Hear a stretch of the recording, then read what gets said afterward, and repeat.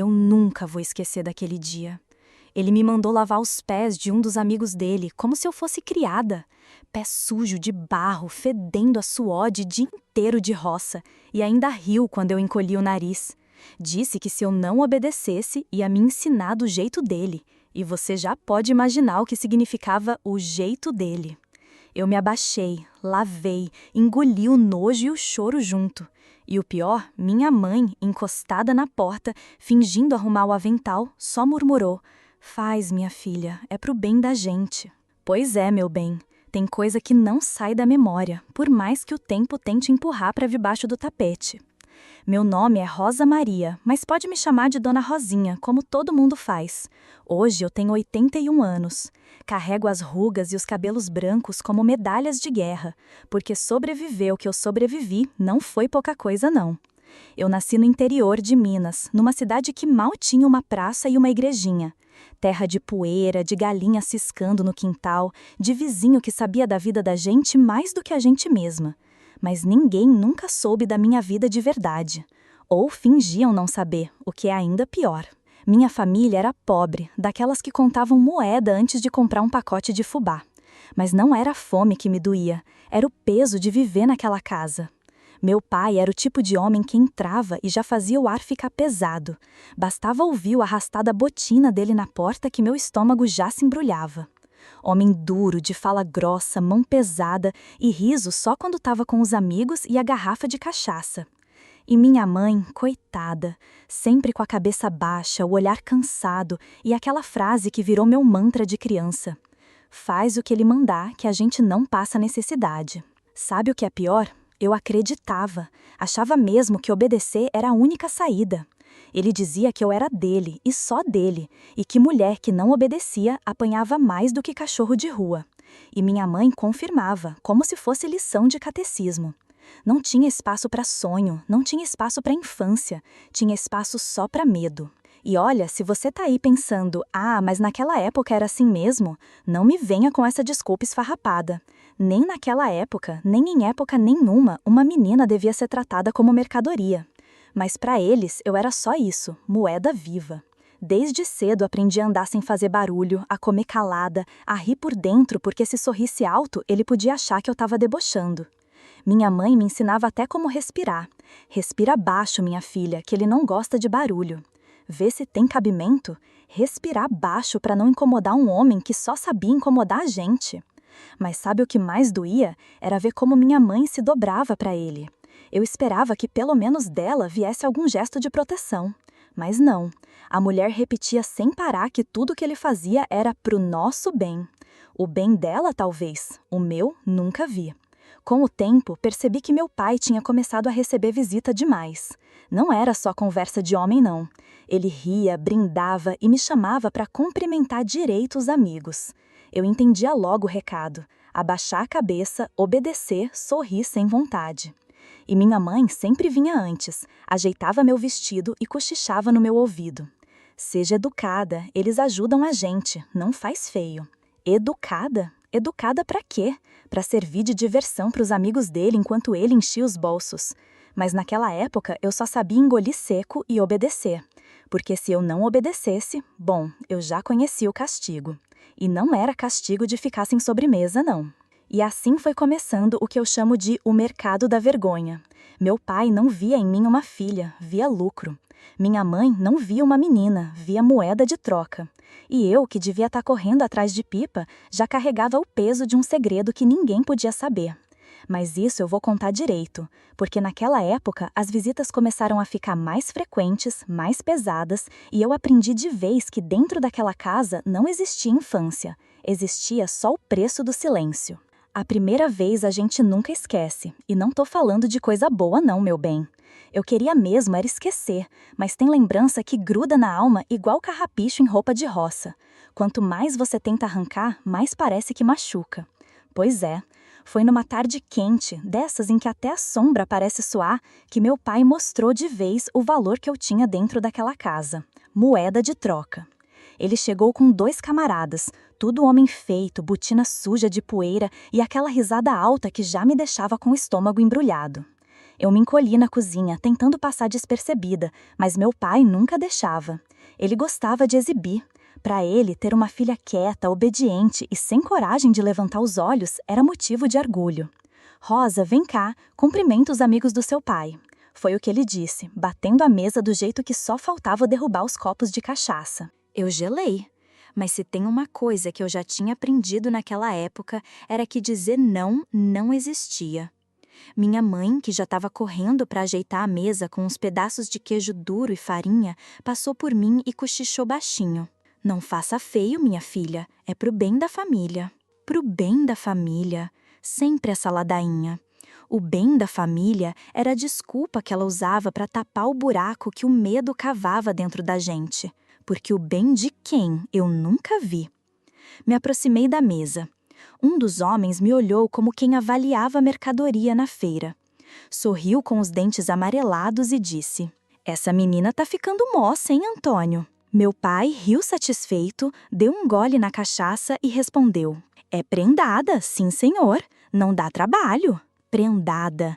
Eu, que só sabia abaixar a cabeça e fazer o que mandavam, era prendada. O outro homem estendeu a mão, segurou meu braço e me puxou para sentar do lado dele. Aquele toque me fez querer sumir da cadeira, mas minha mãe, parada na porta, ajeitou o avental e me lançou um olhar de aviso. E eu entendi. Fiquei quieta. Eles riam alto, falavam de política, de gado, de colheita, e de vez em quando jogavam piadinhas sobre mim, como se eu nem estivesse ali. Meu pai ria mais ainda, satisfeito. Eu só olhava para o tampo da mesa, contando as marcas da madeira, tentando não pensar. Se eu respirasse fundo demais, tinha medo de alguém achar ruim, então respirei baixo, como minha mãe sempre dizia. Quando os homens foram embora, deixaram umas notas em cima da mesa. Eu vi. Não era presente, não era agradecimento, era pagamento. Meu pai pegou rápido, enfiou dentro da camisa e sorriu. Minha mãe fingiu que não viu. Mas eu vi, e aquilo queimou minha alma mais do que qualquer tapa que eu já tinha levado. De noite, deitada na cama dura, fiquei lembrando da mão daquele homem no meu braço, da risada grossa, das notas amassadas. Eu não sabia explicar, mas sentia que algo dentro de mim tinha sido roubado. E o pior era saber que ninguém ia devolver. Na manhã seguinte, achei que talvez tivesse sido só uma visita diferente, um acaso. Mas bastava ver o jeito que meu pai me olhou, aquele olhar de quem já tinha negócio engatilhado, para entender. Não era acaso, não. Era só o começo. Minha mãe não falou nada. Só me entregou uma peça de roupa limpa e disse: "Hoje eles voltam. Anda, se apronta. Não faz feio." Eu engoli o choro seco e pensei: então é assim. Não é que eles voltam, é que eles nunca mais vão parar de vir. E sabe o que é pior? A vizinhança via a movimentação. Via os homens entrando, saindo, as risadas, as conversas. Mas ninguém perguntava nada. Todo mundo fingia que não via. E essa cumplicidade muda, meu bem, dói mais do que qualquer coisa. Naquele dia, eu descobri que meu corpo não me pertencia. Pertencia ao bolso do meu pai e ao silêncio da minha mãe. E eu, que devia estar correndo no quintal, inventando boneca de sabugo de milho, já estava pagando conta de adulto sem nem saber o preço exato. Só sabia que era alto demais. E dentro de mim, mesmo sem entender direito, eu sabia, aquilo ia se repetir. Não uma, não duas, mas até ele resolver que não valia mais a pena. E foi aí que começou a rotina que me roubou tudo que eu podia chamar de infância. Sabe quando a vida perde a surpresa? Pois a minha perdeu cedo demais. Eu já sabia o que ia acontecer só de ouvir o arrastar das botinas no terreiro. Nem precisava ver quem era. O coração disparava e as pernas tremiam antes mesmo do portão abrir. Eu já entendia. Mais um compadre vinha tomar um café, como eles diziam. Mas o café era só de escuta. O verdadeiro motivo eu conhecia bem demais. Meu pai recebia os homens com um sorriso orgulhoso. O mesmo homem que em casa vivia de cara fechada, duro como pedra, virava um anfitrião animado, puxava a cadeira, batia no ombro deles, ria alto. Mas o riso dele não era só de amizade. Era riso de quem sabia que ia encher o bolso naquela noite. Eu, claro, era a mercadoria. As conversas eram sempre iguais. Política da roça, preço do gado, a chuva que não vinha, tudo papo de homem querendo parecer sério. Mas os olhos deles me diziam outra coisa. Olhares demorados, desses que arrancam a paz da gente. Eu baixava a cabeça, fingia interesse nas marcas da madeira da mesa, enquanto por dentro só queria desaparecer. Minha mãe. A mulher se escondia atrás das tarefas. Se tinha roupa no tanque, ela esfregava até gastar o pano. Se não tinha, inventava de varrer chão já limpo, mexer em panela vazia ou reorganizar vasilhas pela 100ª vez. Tudo para não cruzar os olhos comigo. Eu sabia que ela sabia. O corpo dela gritava isso. Mas ela se fazia de surda e muda, como se não fosse com ela. O ritual terminava sempre igual. O compadre se levantava, dava 2 tapinhas nas costas do meu pai e deixava umas notas amassadas em cima da toalha de chita. Dinheiro suado não pelo trabalho deles, mas pelo meu silêncio. Meu pai juntava depressa como quem tem medo de perder e enfiava no bolso. Ficava ali com o peito estufado como se tivesse conquistado o mundo. Nunca houve explicação. Nunca ninguém me disse, isso está acontecendo por quê? Não, era só ordem e silêncio. Meu pai me chamava, eu ia. O homem me elogiava, meu pai ria. Depois, dinheiro na mesa, silêncio da minha mãe e vida que seguia como se nada tivesse ocorrido. No começo, eu ainda achava que podia ser coincidência, que talvez fossem só visitas normais.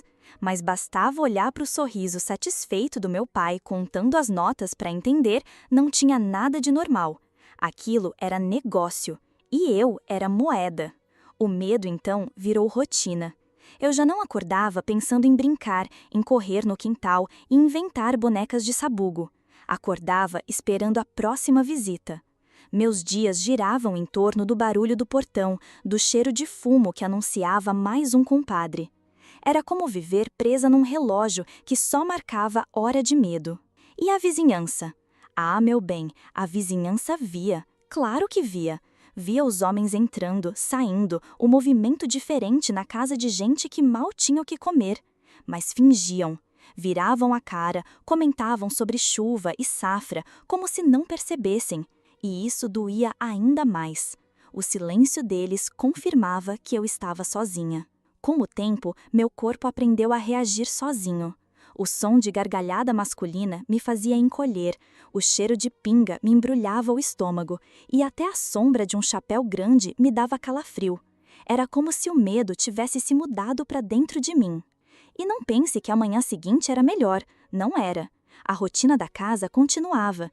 Minha mãe me chamava para ajudar no tanque, falava de feijão, de farinha, como se a noite anterior não tivesse existido. Eu, com o corpo pesado e o coração em frangalhos, tinha que fingir também.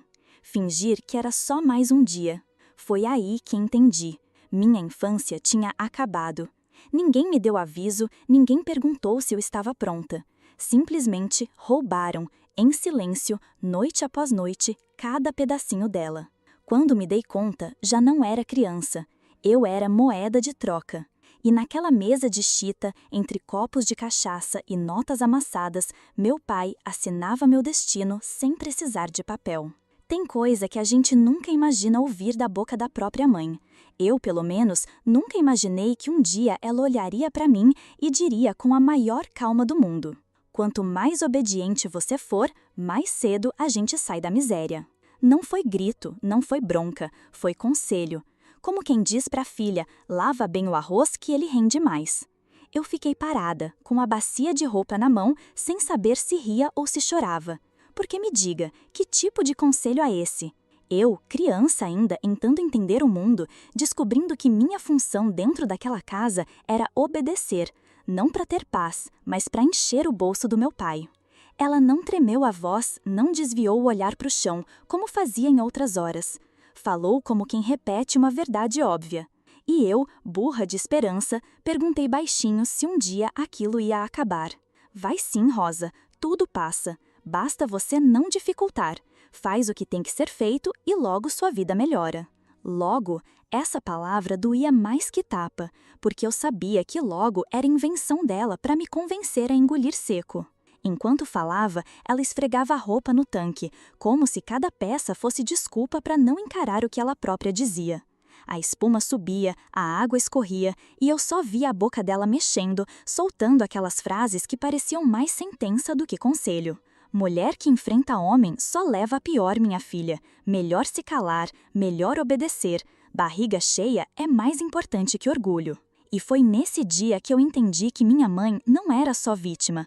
Ela já tinha se conformado, aceitado a vida daquele jeito.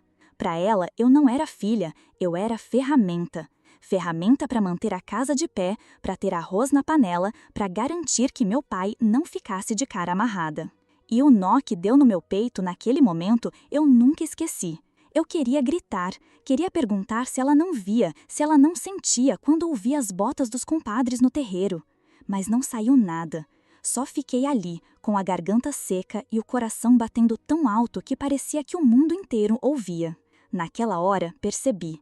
Eu não tinha em quem confiar, nem no meu pai, que me tratava como mercadoria, nem na minha mãe, que me oferecia de bandeja em troca de uns trocados.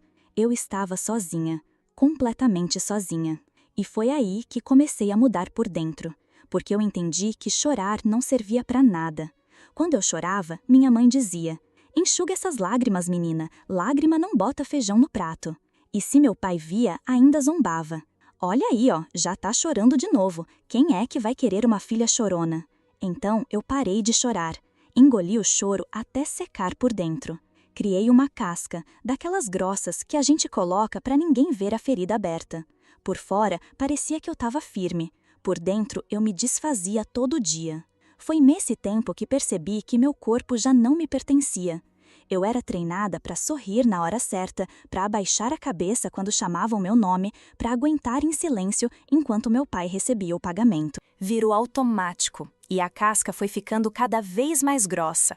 E como se não bastasse, um dia, depois de uma dessas visitas, meu pai olhou para mim e disse, sério, como se fosse conselho de ouro: "Você precisa ser mais simpática com meus amigos, Rosa. Homem gosta de moça alegre, não fica aí com essa cara de enterro." Mais simpática? Era isso que faltava. Além de obedecer, eu tinha que sorrir, como se meu rosto pudesse ser usado como mais uma moeda de troca. E eu, com o nó no peito, só balancei a cabeça, porque se eu respondesse, ele não ia gostar. Minha mãe, ao fundo, não disse nada, mas o olhar dela disse tudo. Faz o que ele manda, sempre faz. E foi nesse dia que minha casca virou muralha, porque eu entendi de vez que não tinha saída. Se eu queria sobreviver, ia ter que virar pedra por fora. Por dentro, que se danasse. Eu nunca entendi como meu pai conseguia inflar tanto o peito quando falava de mim, como se tivesse criado uma obra-prima. Era homem de poucas palavras dentro de casa, mas bastava um compadre entrar pela porta que virava pavão. Fazia questão de me exibir, como se fosse a medalha que ele tinha conquistado num campeonato que só ele acreditava existir. E sempre repetia a mesma frase, com um orgulho que me embrulhava o estômago. "Minha filha é prendada, não dá trabalho nenhum." Prendada? Palavra bonita na boca dele, mas que na minha vida só tinha gosto de ferro enferrujado.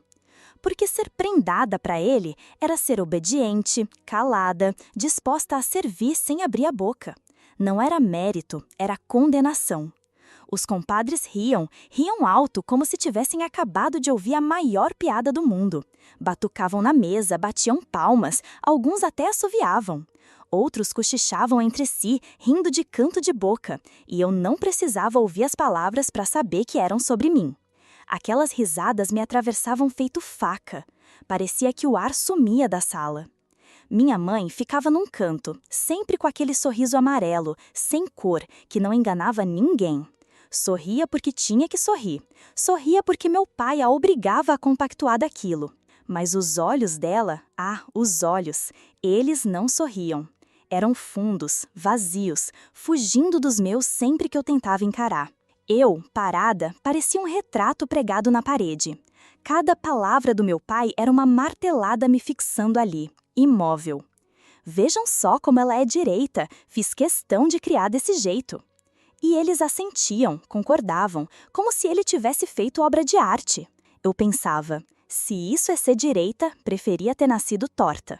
A sensação de ser olhada como objeto era insuportável. Não era um olhar rápido, respeitoso. Era olhar que pesava, que media, que comparava, como quem avalia gado na feira. Eu sentia minhas mãos suarem, meu estômago revirar. Tentava me encolher, mas quanto mais eu tentava sumir, mais parecia que eles me devoravam com os olhos. E o som das gargalhadas, as gargalhadas, elas viraram meu maior tormento.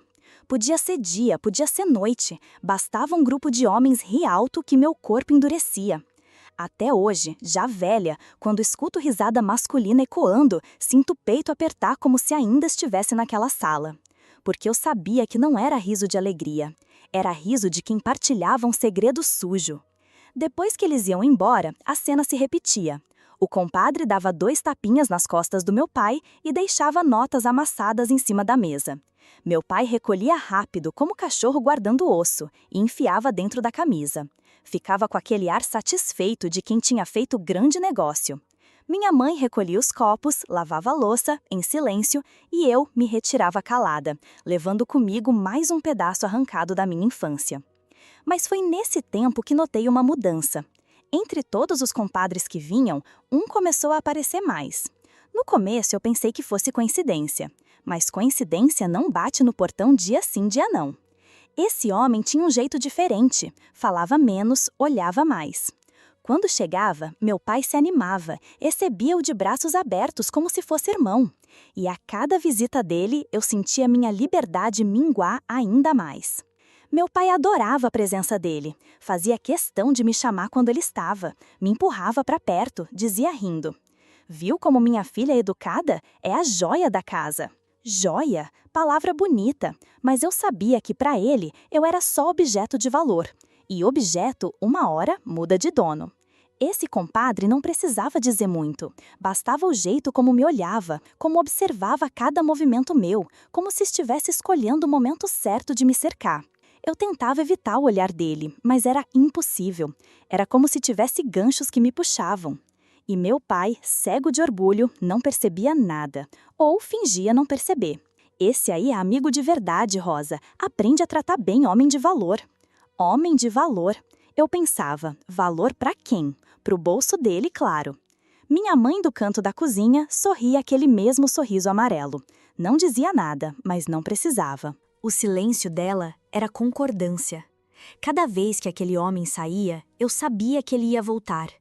E cada vez que ele voltava, eu tinha mais certeza de que minha vida já não era minha. Naquele tempo, minha infância já estava morta e enterrada. O que restava de mim era só uma casca, e até essa casca já começava a rachar. Não demorou muito para aquele compadre deixar de ser visita e virar quase um morador da casa. Se antes aparecia de tempos em tempos, agora parecia que tinha chave do portão.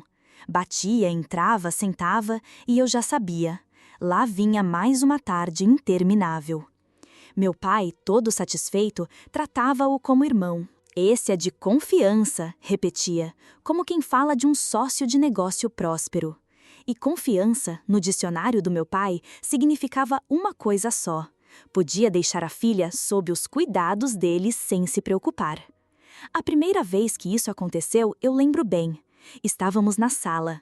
Meu pai se levantou, ajeitou a calça e disse: "Vou ali ver da criação.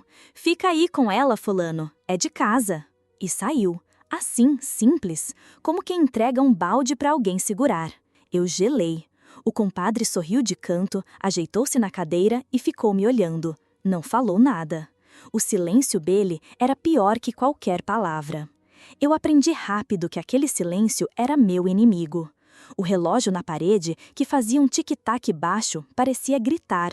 Eu contava os segundos, torcendo para meu pai voltar logo. Mas ele sempre demorava. Demorava porque confiava, e cada minuto sem ele era um minuto em que eu me sentia mais prisioneira. Eu não sabia onde colocar as mãos. Às vezes juntava no colo, às vezes apertava os dedos até quase doer. Evitava olhar para o compadre porque cada vez que eu levantava os olhos, lá estava ele, me encarando. Não era olhar de conversa, era olhar que atravessava. Eu fingia observar a janela, a mesa, qualquer coisa, mas no fundo eu já estava em outro lugar. Era a única maneira de aguentar, desligar a mente. Quando meu pai voltava, ria, dava um tapa no ombro do homem e perguntava: "Tudo certo?" E o compadre respondia calmo: "Tudo sim, Antônio, tudo certo." Meu pai ria satisfeito, como se tivesse acabado de ouvir que o gado estava gordo e pronto para venda. Eu engolia o enjoo e pensava: tudo certo para eles, nunca para mim.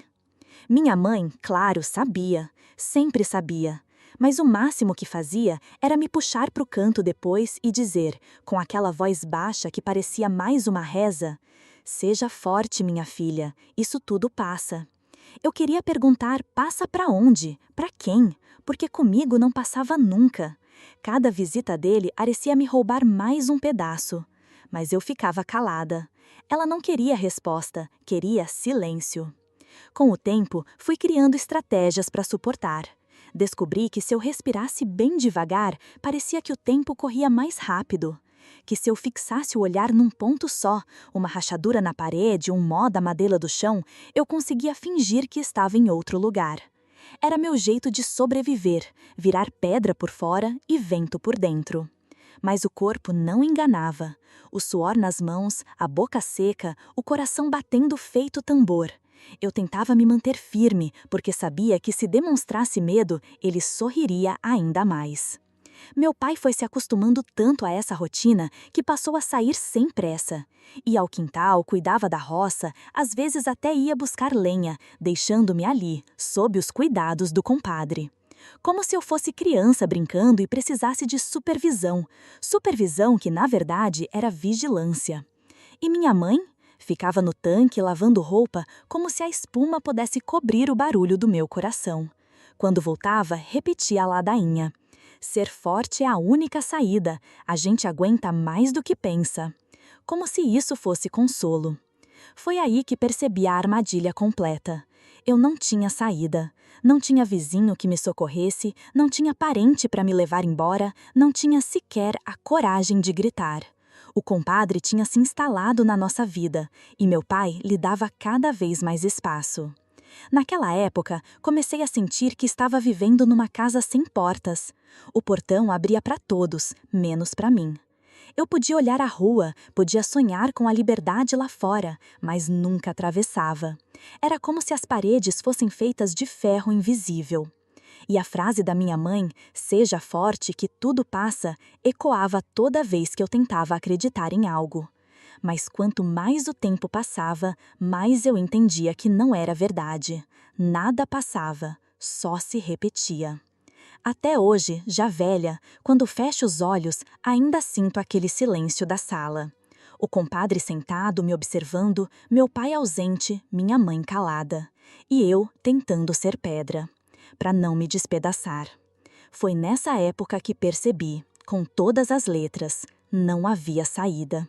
Eu estava presa numa vida que não era minha, e ninguém ia abrir a porta por mim. E se você chegou até aqui, não se esqueça de se inscrever no canal, deixar o seu like e de me dizer nos comentários de onde é que você está me ouvindo. Chegou uma época em que meu pai parou de disfarçar. Até então, o dinheiro aparecia de forma quase escondida, umas notas largadas em cima da mesa, recolhidas às pressas, como se ninguém tivesse visto. Mas depois, nem isso. O jogo ficou claro, escancarado. Ele começou a negociar de frente, peito estufado, sem vergonha de tratar a própria filha como moeda. Lembro como se fosse agora. Um compadre chegou trazendo um saco de feijão pendurado no ombro. O suor escorria pelo rosto dele, mas o sorriso estava leve. Meu pai abriu a porta com aquela alegria falsa, como se estivesse recebendo visita de honra, e disse: "Bota aí, homem, nós acerta o resto depois." O resto. Eu já sabia o que significava o resto. Não precisava de tradução. O resto era eu. A partir dali, as visitas viraram mercado. Um trazia mantimentos, outro oferecia ajuda para consertar a cerca, um terceiro deixava um pedaço de carne seca, e até uns pedaços de tecido começaram a aparecer. Meu pai ria satisfeito, como se estivesse ficando rico. Ria alto, batendo na mesa, fazendo questão de mostrar que tinha fechado bom negócio. E eu, sentada num canto, me sentia uma galinha exposta na feira. Avaliada, comentada, negociada. Não falavam diretamente na minha frente, mas eu sentia. Era no olhar, no sorriso enviesado, no aperto de mão firme que fechava cada troca. Não precisava ouvir preço. Eu era o preço. Minha mãe, como sempre, fingia naturalidade.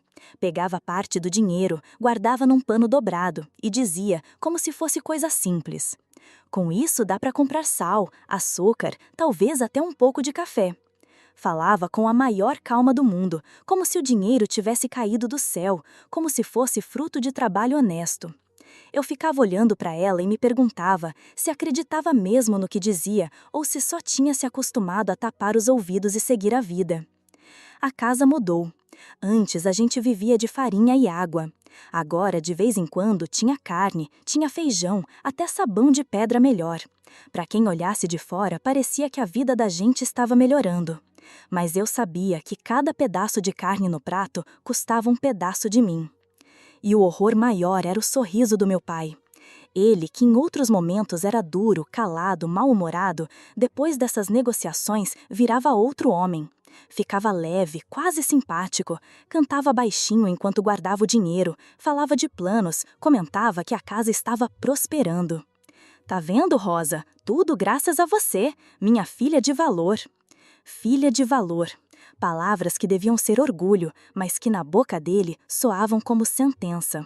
Valor de mercado, não de afeto. Eu comecei a perceber que meu pai não me via como gente havia muito tempo. Para ele, eu era investimento. Era uma fonte que não secava.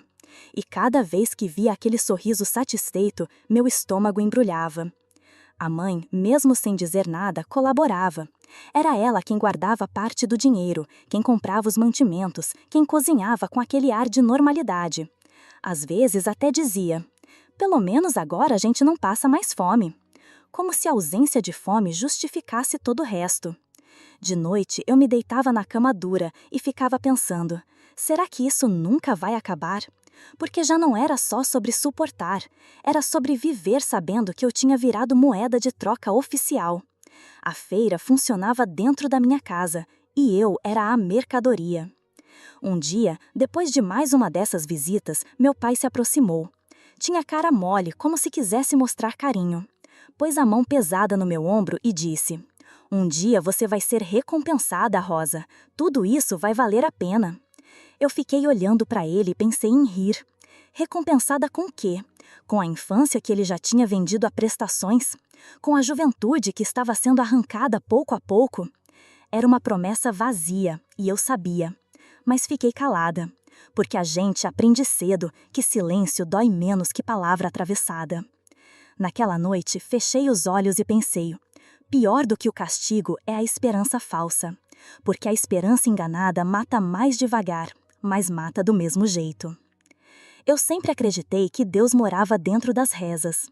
Desde pequena me ensinaram que bastava juntar as mãos, fechar os olhos e falar baixinho que ele escutava. No começo eu fazia isso com fé de verdade. Quando o barulho das botinas chegava pelo terreiro, eu corria para o quarto, ajoelhava no canto e pedia: "Deus, me ajuda, faz meu pai mudar, faz minha mãe me proteger, me tira daqui." Eu falava baixinho, quase sem mexer os lábios, com medo de que alguém ouvisse.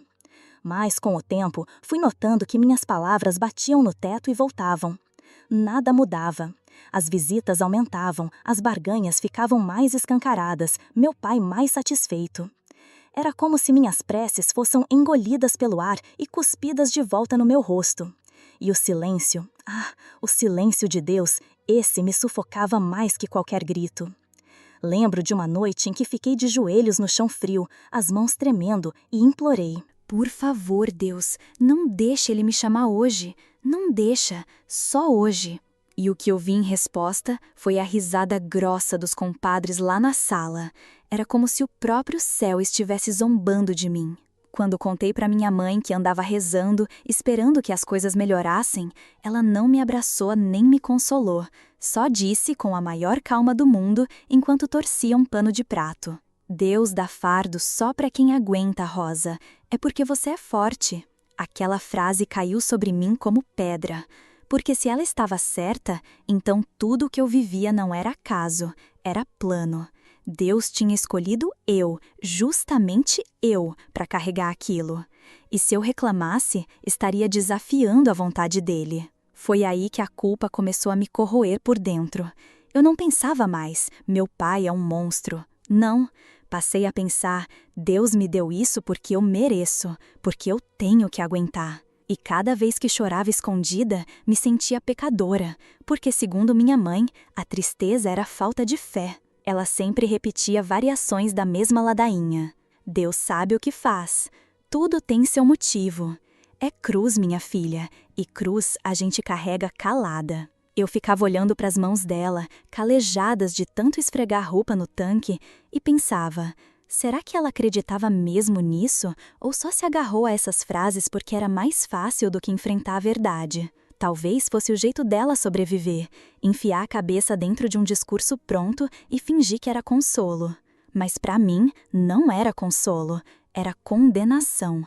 Porque se fosse verdade que Deus me dava aquele fardo porque eu era forte, então significava que ele me via sofrendo e escolhia não fazer nada. Minhas rezas mudaram de tom. Já não pedia mais para acabar. Comecei a pedir perdão. Perdão por duvidar, perdão por chorar, perdão por às vezes desejar sumir do mundo. Eu me ajoelhava e dizia: desculpa, Deus, eu sei que sou fraca, eu sei que devia aguentar sem reclamar. E cada pedido de perdão me afundava mais. O mais cruel era que de tanto ouvir minha mãe repetir aquelas frases, comecei a acreditar. Talvez fosse mesmo o meu destino. Talvez eu tivesse nascido só para isso, ser moeda de troca, ser silêncio, ser sombra. Não importava o quanto eu desejasse outra vida, destino não se discute, era o que diziam. Mas dentro de mim, a raiva crescia. Eu não podia mostrar, não podia falar, mas sentia. Às vezes, enquanto minha mãe dizia, confia, Rosa, Deus dá a cruz certa para cada um, eu pensava, se é cruz, eu quero quebrar essa madeira e tacar fogo. Só que nunca falei, porque até pensar isso já me dava medo de estar pecando. No fim, minhas rezas foram ficando cada vez menores. Primeiro, parei de pedir coisas grandes. Depois, parei de pedir qualquer coisa. Um dia, percebi que só fechava os olhos e deixava a mente em branco. E por último, nem isso. Nem rezar eu conseguia mais. Eu decidi ali que era melhor guardar segredo até da minha própria alma. Porque se Deus não me ouvia e se minha mãe só repetia frases prontas, então talvez fosse melhor não falar nem comigo mesma. Passei a engolir tudo, medo, raiva, tristeza, até do lado de dentro. E foi aí que eu me perdi de vez. Porque quando até Deus vira silêncio, você descobre que está absolutamente sozinha. Nem todos os compadres eram iguais. A maioria ria alto, batia no ombro do meu pai, elogiava a minha obediência e deixava o pagamento sobre a mesa como quem paga uma conta de bar. Mas um deles destoava. Chegou depois dos outros, já homem feito, mas tinha um jeito diferente. Não ria das piadas do meu pai, não fazia aqueles comentários sujos que eu fingia não ouvir. Quando olhava para mim, parecia mais constrangido que satisfeito. Eu estranhava, porque nunca tinha visto aquilo nos olhos de nenhum deles. Numa noite abafada, dessas em que o ar parece não caber dentro do peito, meu pai se empolgou demais na cachaça. Batou copo atrás de copo, até que a língua enrolou e os olhos começaram a pesar. Eu observava de longe, o coração sempre em alerta, esperando o momento de ser chamada. Mas dessa vez, o compadre diferente não desgrudava os olhos do meu pai. Parecia avaliando cada gole, cada risada arrastada. Minha mãe lavava a louça em silêncio. Eu sabia que aquilo era só cortina. Ela via tudo, mas fingia estar ocupada. Foi quando o compadre levantou devagar, veio até onde eu estava e falou baixo, quase sussurrando. Hoje você não dorme aqui. Meu coração disparou tanto que pensei que fosse desmaiar. Senti as pernas fraquejarem e por um instante não entendi nada. Fiquei olhando para ele, desconfiada, tentando decifrar se era ajuda ou armadilha. Confia. Não dá para ficar. Vem comigo. A sala parecia pequena demais. O ronco do meu pai já começava a ecoar pesado e minha mãe, mesmo sem virar o rosto, deixou escorrer uma lágrima pelo canto do olho. Fingiu estar concentrada na bacia, mas eu vi. Foi a primeira vez em anos que percebi que ela chorava de verdade, não só por dentro. O compadre fez sinal discreto com a cabeça indicando a porta dos fundos. Minhas mãos suavam tanto que mal consegui me levantar. O medo era duplo, medo de ficar e medo de sair. Se fosse outra armadilha, eu estaria perdida, mas se ficasse, sabia exatamente o que me esperava. Dei o primeiro passo, sentindo o coração martelar no peito. O som do ronco do meu pai parecia trovoada e cada estalo da madeira do chão parecia gritar que eu estava fugindo. Minha mãe continuou lavando a louça, mas sua respiração estava trêmula. Ela não me olhou, não disse nada, só deixou o pranto silencioso molhar o avental. Passei pela cozinha e empurrei a porta dos fundos com cuidado. O compadre abriu caminho, olhando para trás a cada segundo, como se esperasse que meu pai acordasse. Mas ele estava largado, a boca aberta, afogado na própria bebedeira. Do lado de fora, a noite parecia maior que nunca. O ar fresco bateu no meu rosto e por um instante senti como se tivesse esquecido de respirar a vida inteira. O compadre andava rápido e eu atrás tentando não fazer barulho. Cada passo era um risco. A qualquer momento podia ouvir o grito do meu pai mandando eu voltar. Mas o grito não veio, só o som abafado da água caindo da bacia e o ronco pesado que ecoava pela casa. No portão, hesitei. Meu coração pedia para correr, mas minhas pernas tremiam como vara verde. E se fosse tudo truque? E se ele me levasse só para outro tipo de prisão? Mas algo dentro de mim, talvez a última faísca de coragem que restava, disse que era hora de arriscar. Cruzei o portão sem olhar para trás. Pela primeira vez na vida, não virei para casa. O peito doía de medo, mas o ar parecia mais limpo. Eu caminhava sem saber para onde, mas sabia que não era mais ali. E esse pensamento, só ele, já me fazia sentir viva de novo. A primeira noite longe daquela casa não foi de descanso, foi de vigília. O compadre me levou até uma casinha simples, quase escondida no final de uma rua de terra batida. Parecia mais depósito do que lar. Paredes finas de madeira, telhas tortas, chão que rangia a cada passo.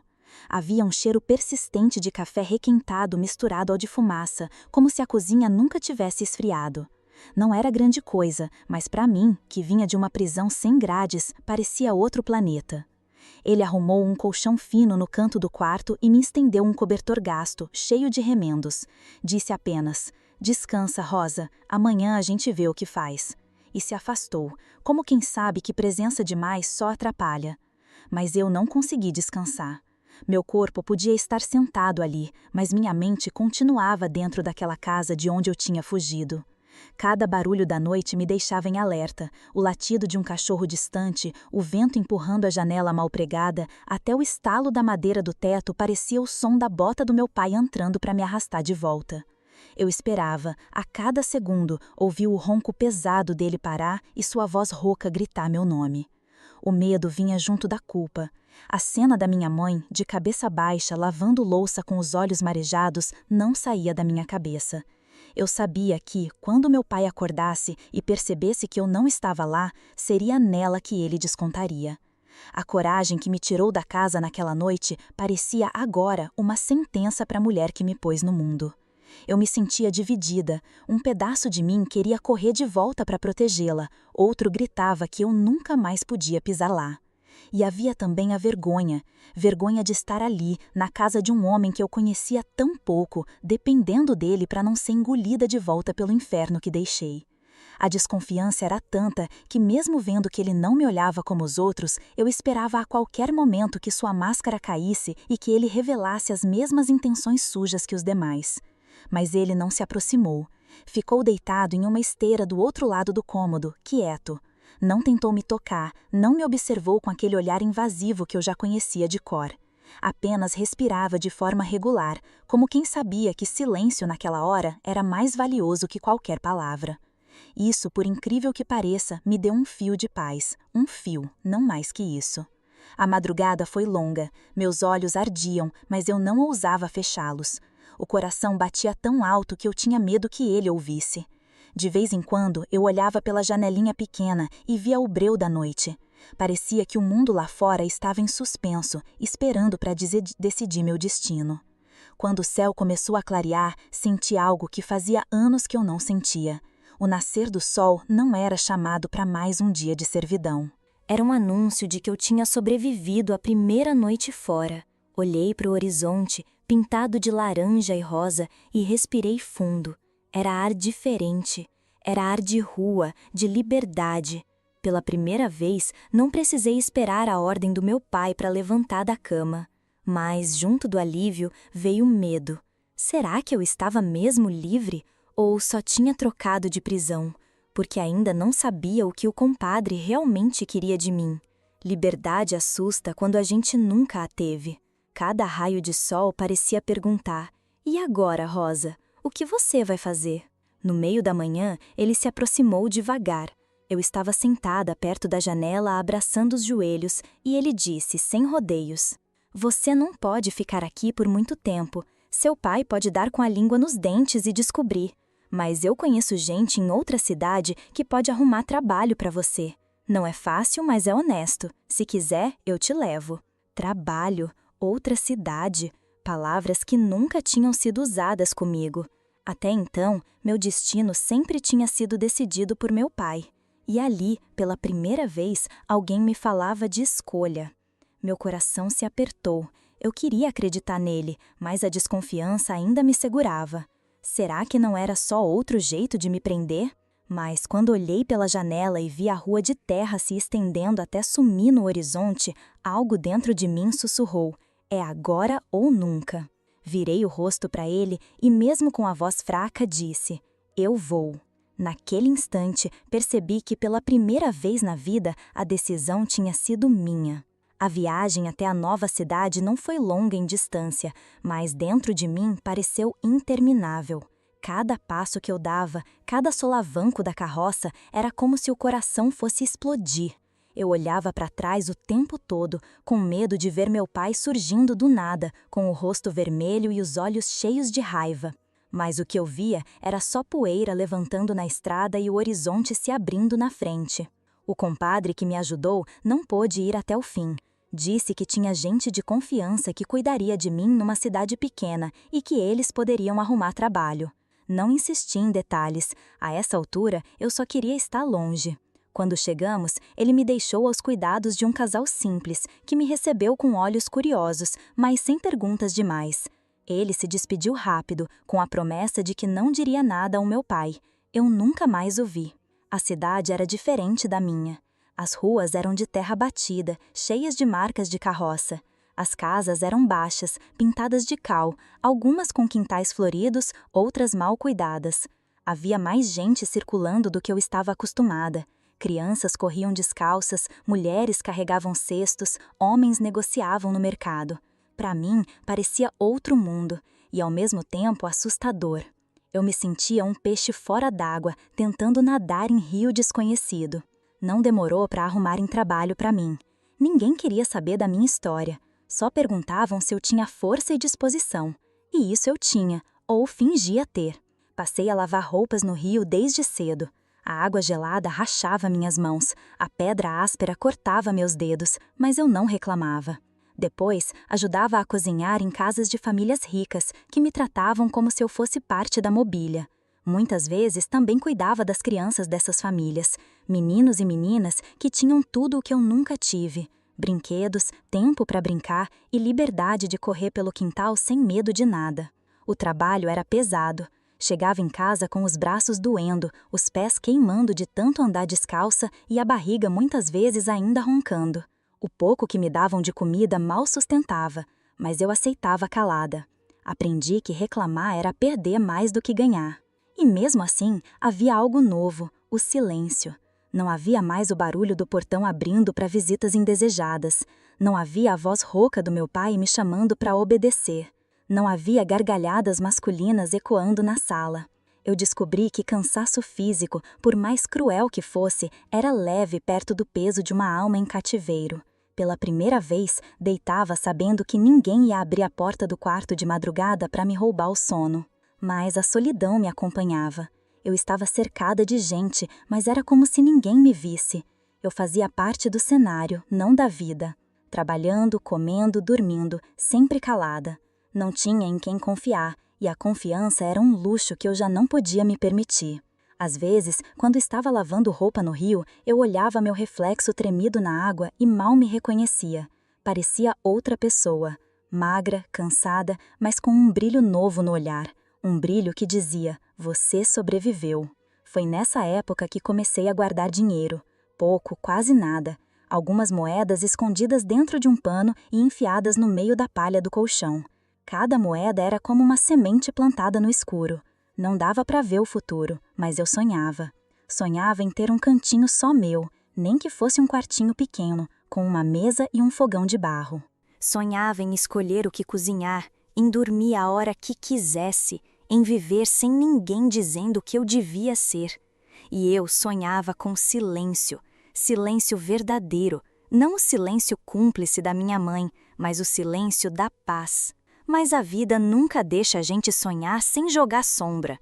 Foi lavando roupa no rio que percebi, pela primeira vez, que alguém me observava. Era um homem comum, não parecia rico nem importante. Não ria alto, não fazia piadas, mas o olhar dele me seguia. No começo pensei que fosse coincidência. Depois percebi que, toda vez que eu passava, ele estava por perto. O olhar não era como o dos compadres, mas mesmo assim me deixava alerta.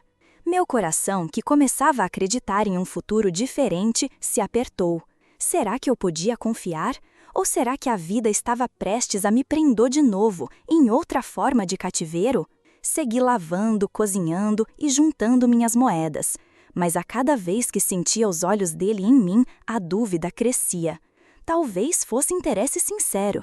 Talvez fosse só mais uma armadilha. E eu já sabia, confiar podia custar caro demais. Eu sempre achei que meu coração tinha virado pedra, que nada mais podia mexer comigo, nem para bom, nem para ruim. Mas a vida tem dessas ironias. Bota alguém no seu caminho quando você menos espera. Foi assim que conheci ele. Não era homem de destaque, nem rico, nem daqueles que chegavam impondo presença. Era simples, trabalhava como qualquer outro e falava pouco, mas tinha um jeito diferente. Eu percebi logo. Não ria das piadas que outros homens faziam quando me viam passando. Não me olhava com aquele brilho nojento que eu já conhecia de longe. Quando cruzava comigo, era um olhar meio tímido, quase constrangido.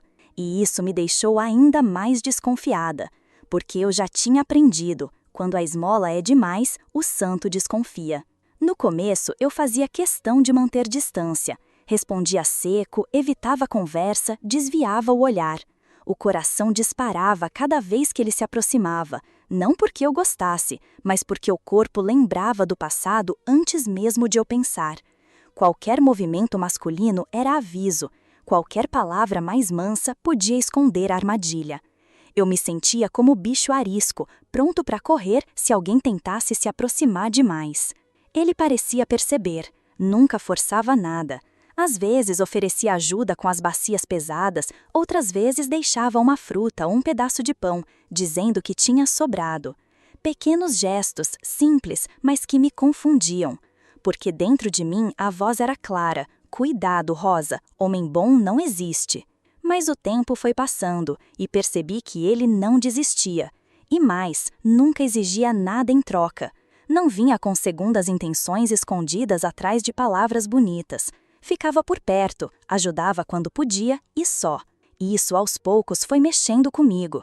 Eu me pegava sorrindo de algo que ele dizia e logo em seguida me sentia culpada, como se estivesse traindo a mim mesma. A alegria durava segundos e depois vinha a lembrança, fria como água gelada. Meu pai, os compadres, o silêncio da minha mãe. Era uma luta constante dentro de mim. Eu queria acreditar que alguém podia ser diferente, mas o trauma era mais forte. Qualquer toque, mesmo sem maldade, fazia meu corpo se enrijecer. Qualquer palavra de carinho me soava como promessa mentirosa. Amar, para mim, nunca foi leve, sempre foi um peso. Confiar era como andar num chão cheio de rachaduras. A qualquer momento eu podia cair de novo. Ainda assim, começaram a surgir momentos que eu nunca imaginei viver. Pequenos, mas importantes. Um café quente servido sem cobrança. Uma conversa ao entardecer, quando o sol baixava e as sombras alongavam. O riso das crianças correndo no quintal dele. Coisas que por instantes me faziam esquecer de onde eu vinha. Eu me permitia sentir, mas sempre com um pé atrás, como quem sabe que a felicidade pode ser armadilha.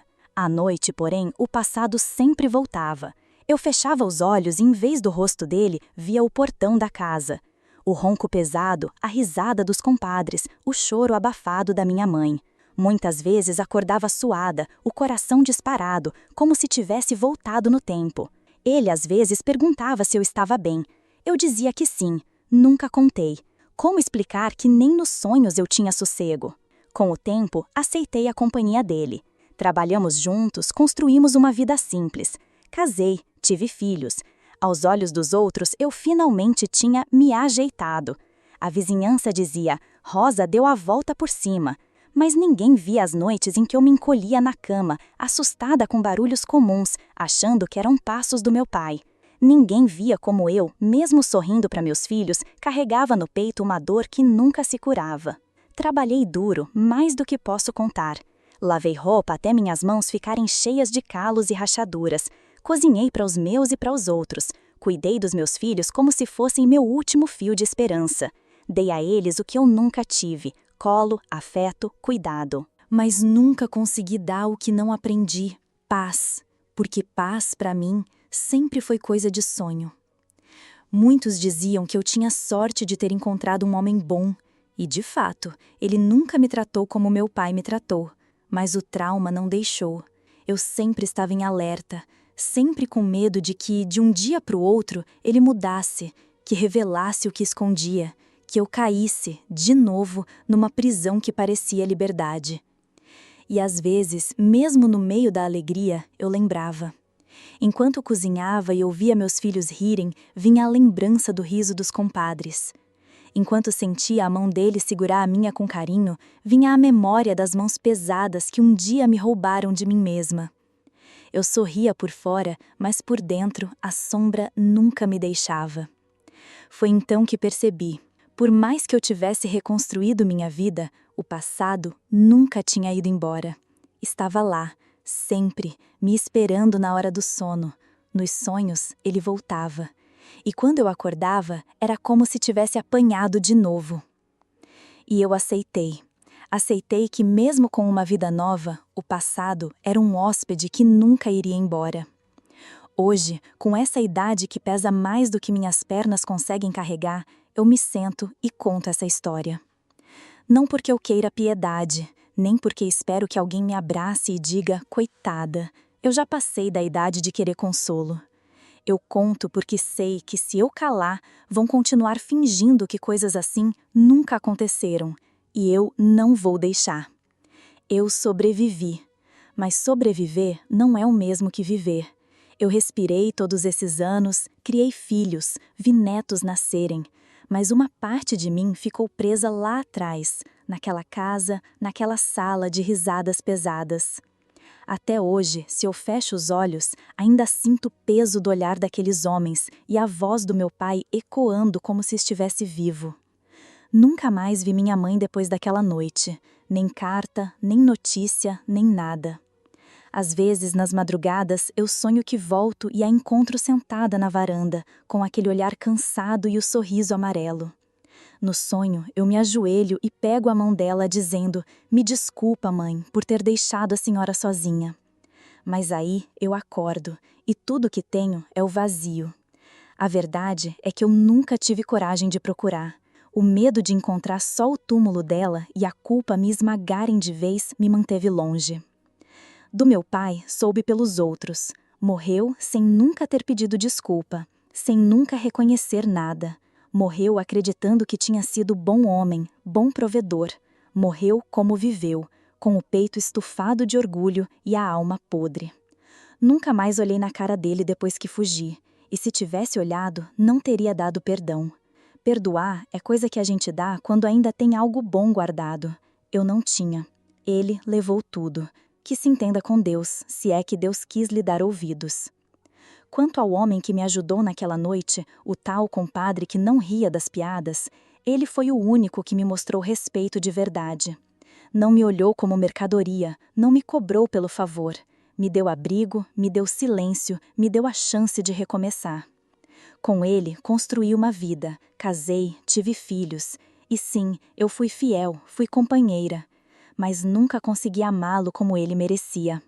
O trauma tinha criado raízes dentro de mim que nenhuma paciência conseguia arrancar. Eu dava carinho, eu fazia comida, eu cuidava da casa, mas sempre faltava algo. E ele sabia. Nunca me cobrou, nunca me jogou na cara, mas sabia. Eu via nos olhos dele. E isso foi a ferida que mais me doeu. Não ter conseguido amar de verdade aquele que me estendeu a mão quando eu mais precisei. Trabalhei como poucas mulheres da minha época. Lavei roupa em rio até minhas mãos se tornarem mais pedra do que carne. Cozinhei em fogões que mais pareciam fornalhas. Cuidei de filhos que cresceram sem conhecer o inferno de onde a mãe deles escapou. Dei a eles o que eu nunca tive: afeto, presença, proteção. Mas não consegui dar o que não aprendi: paz. Porque dentro de mim o barulho nunca cessou. Mesmo nas noites em que eu deitava ao lado do meu marido, em casa segura, o sono era invadido por pesadelos. O portão da casa do meu pai, o ronco dele, as gargalhadas, o choro abafado da minha mãe, tudo voltava. Aos olhos dos outros, eu o venci na vida. Consegui um lar, criei filhos, vejo meus netos correndo no quintal. Eles me chamam de vó e acham que eu sou só uma velhinha bondosa que gosta de fazer bolo e contar histórias. Eles não sabem que dentro de mim ainda coa a voz da menina que um dia foi trocada por sacos de feijão, por favores, por moedas amassadas. Eu sorrio para eles, mas por dentro ainda carrego o peso daquela sala. As marcas que eu carrego não aparecem nas rugas nem nas mãos calejadas, são invisíveis. Estão no jeito que às vezes eu suspiro fundo sem motivo, no silêncio que me pega no meio de uma conversa, no medo que sinto quando escuto gargalhadas masculinas altas demais. Estão no jeito como, mesmo velha, ainda acordo assustada de madrugada, com o coração disparado, sem saber onde estou. E sabe o que é mais cruel? Mesmo depois de décadas, mesmo depois de ter construído uma nova vida, o passado sempre volta.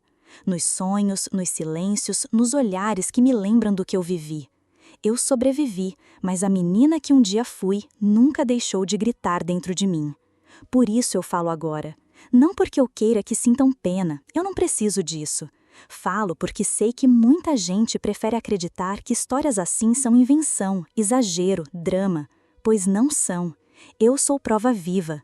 E mesmo que minha voz trema, mesmo que minhas mãos cansadas já mal consigam escrever, eu digo: aconteceu. E ainda acontece. Eu sobrevivi, mas nunca esqueci. E que ninguém finja que não sabia.